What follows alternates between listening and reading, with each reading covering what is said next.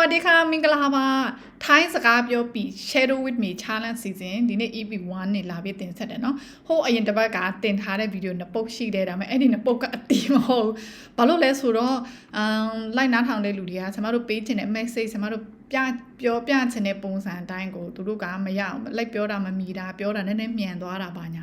ရှိတာဖြစ်တဲ့အတွက်ကြောင့်မလို့အခုကအစီအစဉ်ကိုအစ်စ်ကိုအစကနေတေချာလေးပြန် run ပြီးတော့လုပ်ပေးပါမယ် Shadow with me အစီအစဉ်ကဘာအတွက်ရည်ရွယ်ချက်ထားပြီးတော့လုပ်တယ်လဲဆိုလို့ရှင်ထိုင်းစကားလေ့လာတဲ့လူတွေတော်များများကစာတွေလည်းလေ့လာဖြစ်ကြရတယ်ပေါ့နော်စာတွေရေးပြီးတော့ကချစ်ခခွေကောက်ခေါက်ခိုက်တယ်အများကြီးရေးပြီးတော့ပြီးဖတ်လက်တော်တန်ဖတ်တတ်ပါတယ်ဒါပေမဲ့ကိုဖတ်တာမှန်လားမမှန်လားဆိုတာကိုကမသိနိုင်ဘူးဘာကြောင့်လဲဆိုတော့ထိုင်းစကားမရတဲ့လူဖြစ်တဲ့အတွက်ကြောင့်မလို့မတတ်တာဖြစ်တယ်ပြီးရင်စာရဲ့အပြတ်အတောက်တွေကိုလည်းကိုကသိမသိဘူး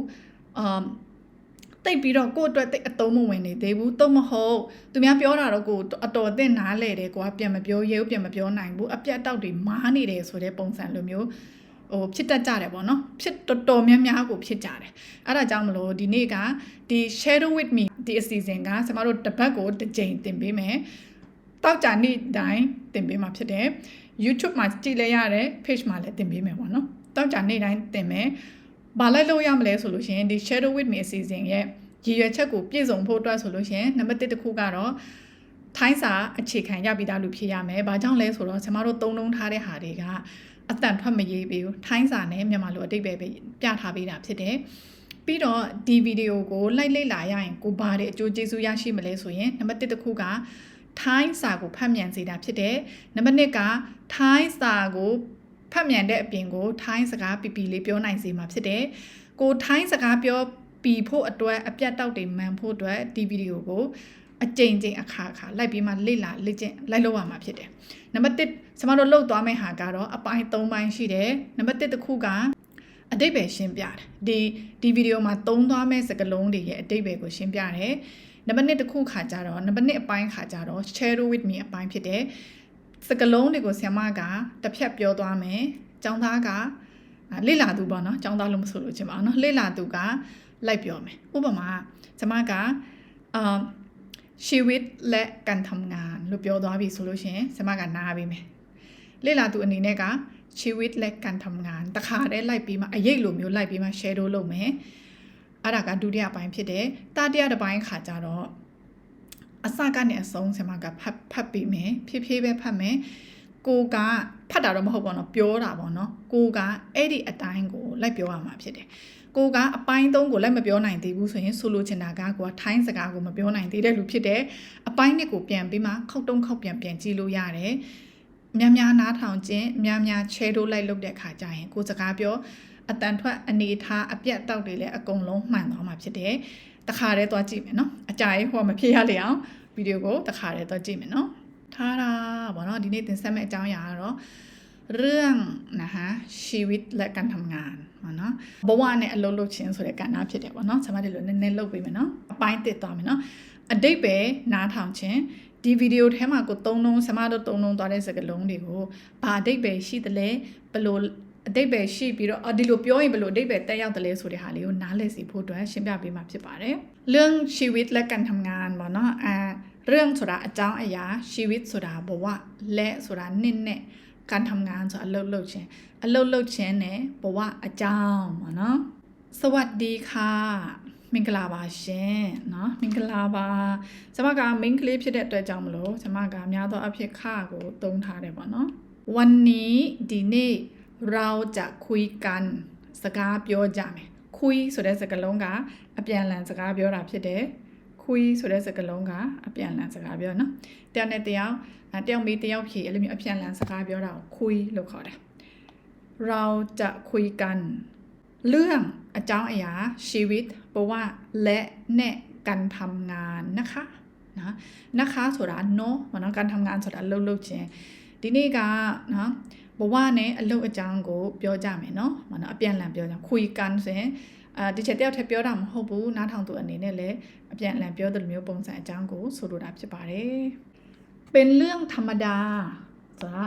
ตบาว่าပဲပေါ့နော်ตบาว่าပဲเป็นเรื่องธรรมดาที่นะสำหรับทุกคนต้องเจอทุกคนรู้ได้ ต้องเจอတွေ့ကြုံရမယ်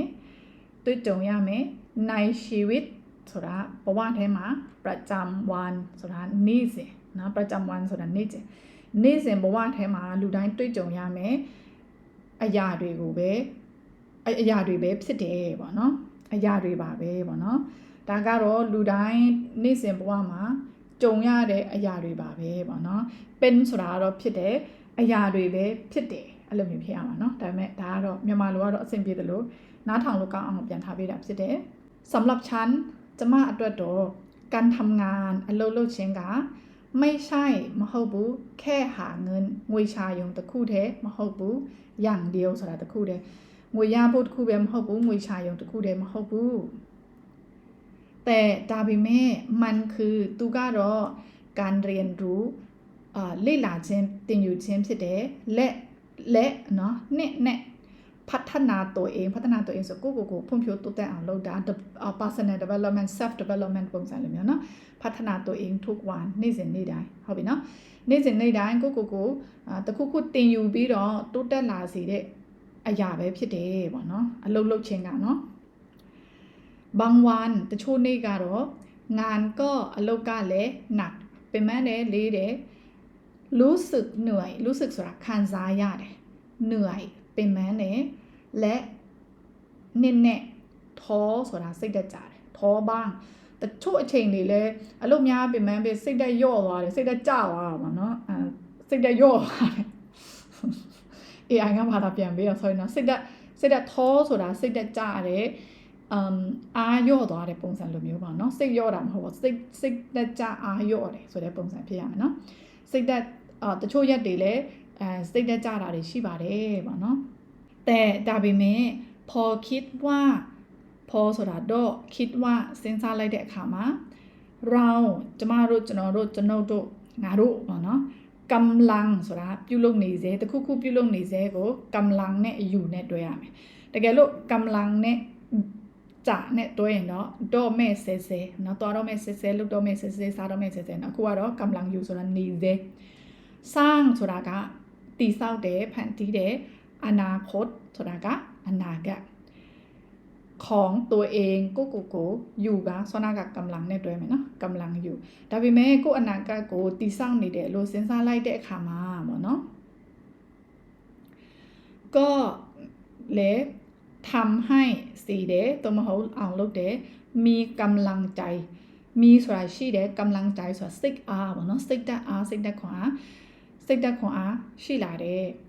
มีกำลังใจขึ้นมาပေါ့နော်มีกำลังใจขึ้นมาอีกครั้งဆိုတာနောက်တစ်ကြိမ်ขึ้นมาဆိုတာတိုးတက်လာတယ်ပေါ့နော်ဆိုလိုချင်တာကိုယ့်ရဲ့စိတ်ခွန်အားတွေပြန်တိုးတက်လာတယ်ပေါ့နော်ในที่ทำงานအလုပ်လုပ်တဲ့နေရာမှာการสื่อสารဆိုတာ communication skill အဲ့လိုမျိုးပုံစံလေးเนาะสื่อสารဆိုတာဘာမှလို့ဘယ်လိုခေါ်အောင်မလဲဆက်ဆံရေးလို့ပဲပြောရမလားเนาะ communication ဖြစ်ပါတယ်เป็นสิ่งสำคัญมากเป็นဖြစ်တယ်สิ่งสำคัญဆိုအရေးကြီးသောအရာအရေးပါသောအရာมากဆိုတာအရန်ပဲပေါ့နော်အလုပ်ခွင်မှာစကားပြောဆက်ဆံရေးကအရန်အရေးကြီးပါတယ်ပေါ့နော်ဆိုတော့ကสื่อสารဆိုတာစကားပြောဆက်ဆံရေးလို့လည်းပြောလို့ရတာပေါ့နော်การสื่อสารအင်္ဂလိပ်လိုကတော့ communication တိတိကျကျနဲ့နားလည်ရလွယ်တယ်ဟုတ်ပြီနော်แค่พูดดีแค่ဆိုတာဘဲပေါ့နော်ချီဘဲအဲ့လိုမျိုးမှငါဘဲလုပ်တယ်ဒါဘဲတိတယ်အဲ့လိုမျိုးပုံစံနော်แค่พูดดีအပြောကောင်းယုံနဲ့ပေါ့နော် พูดสุภาพဆိုတာယဉ်ကျေးဆိုတာสุภาพဆိုတာ polite ပေါ့နော်ယဉ်ကျေးတယ်ကောင်းကောင်းပြောပြီးတော့ယဉ်ကျေးကျေးနဲ့ပြောယုံနဲ့ကိုပေါ့နော်ก็ယုံနဲ့တင်လဲပေါ့နော်ช่วยให้งานราบรื่นขึ้นပေါ့နော်ราบรื่นဆိုတာချောချူတယ်ขึ้นဆိုတာကပို့ပြီးတော့ပေါ့နော်အလုပ်ကိုပို့မှုပြီးတော့ချောချူစေပါတယ်ပေါ့နော်บางครั้งตะคาตะเลမှာเราကျွန်ုပ်တို့อาจทำผิดพลาดပေါ့နော်อาจทำဆိုတာလုပ်ကောင်းလုပ်လိမ့်မယ်ဖြစ်ကောင်းဖြစ်လိမ့်မယ်အဲ့လိုမျိုးပုံစံနော်ဟုတ်ကောင်းဟုတ်လိမ့်မယ်ဆိုရင်อาจจะဆိုတဲ့ဟာနော်อาจทำဆိုတာလုပ်မိတယ်ผิดพลาดဆိုတာမှားတာအမှားပေါ့နော်บางครั้งเราอาจจะทำผิดพลาดตะคาตะเลအမှားကိုလုပ်မိကောင်းလုပ်မိနိုင်တယ်แต่ဒါပေမဲ့ไม่เป็นไรဘာမှမဖြစ်ပါဘူးแค่เรียนรู้အဲ့ဒါကိုသင်ခန်းစာပေါ့နော်เรียนรู้ဆိုတာသင်ယူတယ်သို့မဟုတ်သင်ခန်းစာယူတယ်လည်းပြောလို့ရတယ်และပြီးတော့နှစ်နဲ့ ပြီးတော့နော်ไม่ทำซ้ำဆိုတာနောက်ထပ်တစ်ခါထပ်မလုပ်ဘူးก็พอဆိုတာတော့ပါပြီလုံလောက်ပါပြီပေါ့နော်ကိုကကိုမှားလို့မိလဲဘာမှမဖြစ်ပါဘူးကိုကအဲ့ဒါကိုသင်ခန်းစာအနေနဲ့သင်ယူပြီးတော့အဲ့ဒီအမှားကိုနောက်ထပ်မလုပ်မိရုံနဲ့လုံလောက်ပါတယ်ပေါ့နော်ชีวิตการทำงานပေါ့နော်အလုပ်လုပ်ခြင်းဘဝကအလုပ်လုပ်တဲ့ဘဝကပေါ့နော်อัดไม่ง่ายပေါ့နော်อัดဆိုတယ်နော်လွယ်ကောင်းလွယ်လိမ့်မယ်မလွယ်ကောင်းမလွယ်ဘူးပေါ့နော်ไม่ง่ายဆိုတော့မလွယ်ဘူးမလွယ်ကောင်းမလွယ်ပါဘူးပေါ့နော်แต่ဒါပေမဲ့เราကျွန်တော်တို့จะเก่งขึ้นပိုပြီးမှတော်လာတယ်เรื่อยๆဆိုတာတဖြည်းဖြည်းပေါ့နော်စင်ဆက်မပြတ်တဖြည်းဖြည်းပိုပြီးတော့တော်လာနိုင်ပါတယ်ပေါ့နော်ขอแค่ไม่หยุดขอแค่ဆိုတာယုံလောက်ပဲပေါ့နော်ไม่หยุดဆိုတာมันยับมันนาဘူးพยายามเนาะพยายามยำอะไรมองนะแต่ชุดว่าพยายามยำหรือเปล่าพยายามยำเขาบอกพยายามโจซาเนี่ยโจซาอาထုတ်တယ်ပေါ့နော်ငါတို့โจซาอาထုတ်ခြင်းမရက်နာဖို့ပါပဲပေါ့နော်และပြီးတော့เชื่อในตัวเองเชื่อဆိုတာယုံကြည်တာในตัวเองဆိုတာကိုပေါ့နော်ကိုယုံထားကိုကမရက်မနာโจซาပြီးတော့ကိုယုံထားဖို့ပဲလိုပါတယ်ကိုယုံထားဖို့ပါပဲပေါ့နော်ขอบคุณที่ฟังขอบคุณสายကျေးဇူးတင်တဲ့ที่ฟังဆိုတာနားထောင်တဲ့အတွက်ပေါ့နော်နားထောင်တဲ့အတွက်ကျေးဇူးတင်ပါတယ်แล้วเจอกันใหม่နောက်မှပြန်တွေ့ကြမယ်ตอนหน้าနောက်တစ်ပိုင်းမှာနော်สวัสดีค่ะမင်္ဂလာပါရှင်ဟုတ်ပြီဒါကိုစမက part 2အနေနဲ့ပြန်ပြီးတော့လုပ်ပေးမှာဖြစ်တယ်အပိုင်းနဲ့မှာ shadow with me အပိုင်းဖြစ်တယ်ဒီအပိုင်းမှာကစမကဖတ်ပြသွားမယ်နားထောင်သူကကျွန်မဖတ်ပြသွားတဲ့အပြတ်အတောက်အတိုင်းကိုကလိုက်ပြောရမယ်ချဲရိုးပေါ့နော်မှာဥပမာสวัสดีค่ะဆိုလို့ရှိရင်ကိုကสวัสดีค่ะလို့လိုက်ပြောရမယ်เราจะมาคุยกันจะมานาไปไหมเราจะมาคุยกันเรื่องชีวิตและการทำงานนะคะเรื่องชีวิตและการทำงานนะคะအဲ့လိုမျိုးလိုက်ပြောရမှာဖြစ်တယ်နော်အတိတ်ပဲလည်းကိုသိသွားပြီဆိုတော့တခါလည်းလိုက်ပြောမယ်နော် part 2ဖြစ်ပါတယ်နော်สวัสดีค่ะวันนี้เราจะคุยกันเรื่องชีวิตและการทำงานนะคะเป็นเรื่องธรรมดาที่ทุกคนต้องเจอ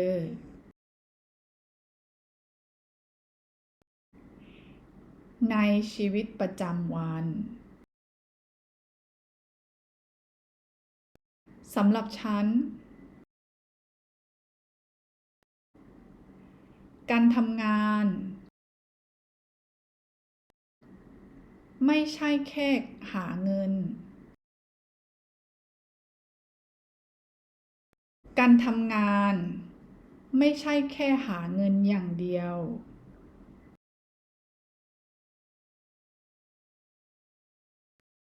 แต่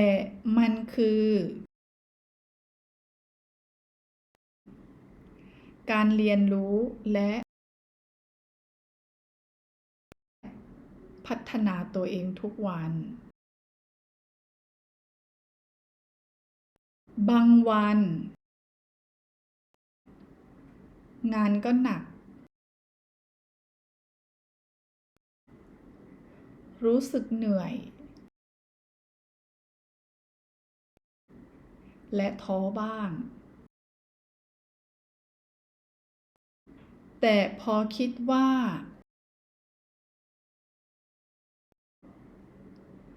เรากำลังสร้างอนาคตของตัวเองอยู่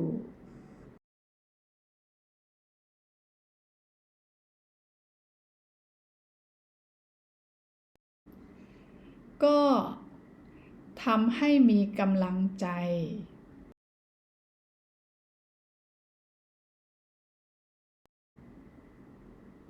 ดาบอย่างเดียวไหมเนาะก็ทำให้มีกำลังใจขึ้นมาอีกครั้ง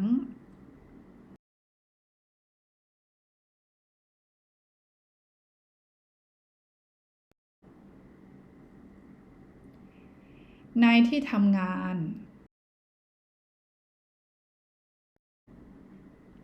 การสื่อสารเป็นสิ่งสำคัญมาก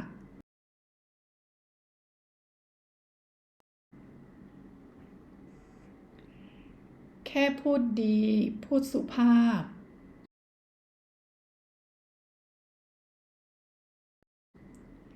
ก็ช่วยให้งานราบรื่นขึ้น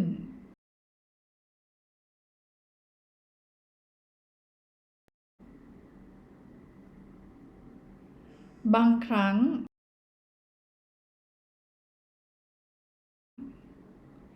เราอาจทำผิดพลาด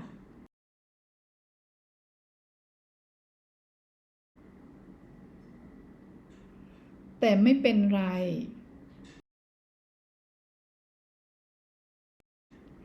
แค่เรียนรู้และไม่ทำซ้ำก็พอ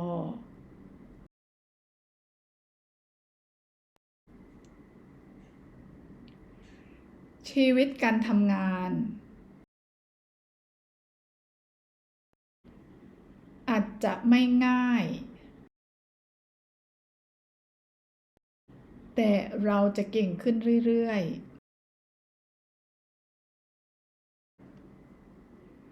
ๆขอแค่ไม่หยุดพยายามและเชื่อในตัวเอง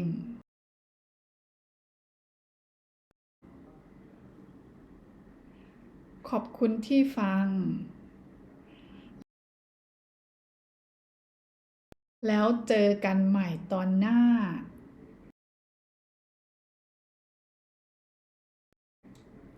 สวัสดีค่ะပိုင်းနေဖြစ်တယ်เนาะလိုက်ပြောလို့အဆင်ပြေကြလားတို့အပိုင်းသုံးသွားကြမယ်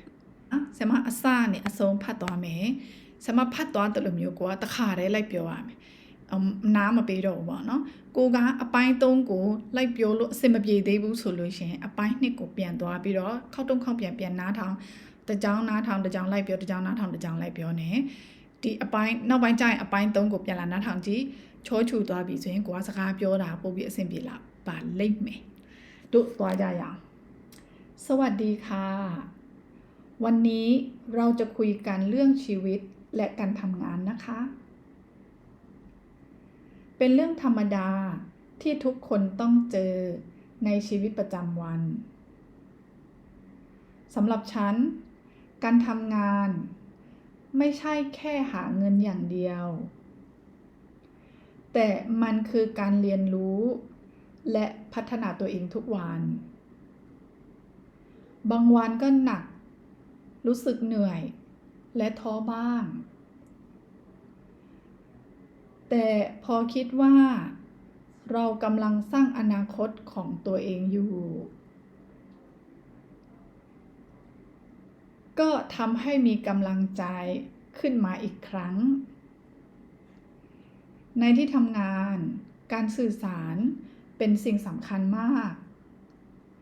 แค่พูดดีพูดสุภาพก็ช่วยให้งานราบรื่นขึ้นบางครั้งอาจจะทำผิดพลาดแต่ไม่เป็นไรแค่เรียนรู้และไม่ทำซ้ำก็พอชีวิตการทำงานอาจจะไม่ง่ายแต่เราก็จะเก่งขึ้นเรื่อยๆขอแค่ไม่หยุดพยายามและเชื่อในตัวเองขอบคุณที่ฟังแล้วเจอกันใหม่ตอนหน้าสวัสดีค่ะဒါက EP1 ဖြစ်တယ် EP2 တွေ10တွေထိတော့ပြန်တွေ့ကြမယ်ဒီ Shadow with me အစီအစဉ်ကိုပါဝင်တဲ့လူတွေလိုက်ကြည့်ပြီးတော့ထိုင်းဘာသာစကားပဲတော်စေုံမကပဲနဲ့စုကြမဲ့အစီအစဉ်လည်းရှိတယ်เนาะကျွန်မစုချမဲ့အစီအစဉ်ရှိတယ်ဘလို့ပုံစံလဲဆိုကိုက Shadow with me အစီအစဉ်ကိုကိုကလိုက်နားထောင်တယ်ကိုကလိုက်လေ့လာတယ်လိုက်ပြောတယ်ကိုလိုက်လေ့လာတဲ့ခါမှာကိုစကလုံးတွေရဲ့အတိတ်ပဲရလာတာပဲဖြစ်ဖြစ်ကိုစာကြောင်းတွေပြောတတ်သွားတာပဲဖြစ်ဖြစ်ပေါ့နော်ကိုတခုခုအကျိုးရရှိတယ်ဆိုလို့ရှိရင်ကျွန်မတို့ထိုင်းစာစကားပိုင်ဝင်းဝင်းစုဆိုတဲ့ Facebook group ရှိတယ်အဲ့ဒီ group ထဲကိုဝင် join ပြီးတော့ကျွန်မတို့ post တစ်ခုတင်ထားတယ် Shadow with me အစီအစဉ်အတွက် comment ဖို့အတွက် post တော့တင်လို့မရနော် post တော့တင်လို့မရဘူးဒါပေမဲ့ comment လို့လား comment မှာ EP1 ကိုနားထောင်ပြီးသွားပြီး EP1 ကနေဘယ်စကားလုံးကိုအတိတ်ပဲရသွားတယ်ဘယ်လိုဟာကိုပြောနိုင်သွားတယ်ဆိုတဲ့ဟာ ကိုလည်းအားပေးတဲ့ပုံစံနဲ့လာပြောလို့ရတယ်လို့ဒီအရာကတော့နည်းနည်းဒါလေးပြင်ပေးရင်ကောင်းမယ်ပေါ့နော်ဆိုပါစို့ဆမပြောတာနည်းနည်းမြန်သွားတယ် edit လုပ်ထားတာနည်းနည်းတိတ်မလှဘူးတိတ်မကောင်းဘူးဆိုတာပဲဖြစ်ဖြစ်ဆမတို့ကိုဝေဖန်လို့ရတယ်တီချာအထိုင်းစာစကားပိုင်းဝင်စုဆိုတဲ့ Facebook group မှာလာပြီးမှမှတ်ပေးပါအဲ့ထဲကနေပြန်ပြီးတော့စုချမဲ့အစီအစဉ်လေးတွေလုပ်ပြီးသွားမှာပေါ့နော်အဲ့ခါကျတော့စုကဘယ်ချိန်မှာဘယ်လိုစီစဉ်မှာချမလဲဆိုတဲ့ဟာ group ထဲမှာပဲကြီးညာတော့ပေးမှာဖြစ်တဲ့အတွက်ကြောင့်မလို့ဆမတို့ကို like and follow လုပ်ပေးပါ group ကိုဝင် join ပေးပါ share with me အစီအစဉ်ကိုပါဝင်ပေးပါနောက်ဗီဒီယိုမှာပြန်တွေ့မယ် bye bye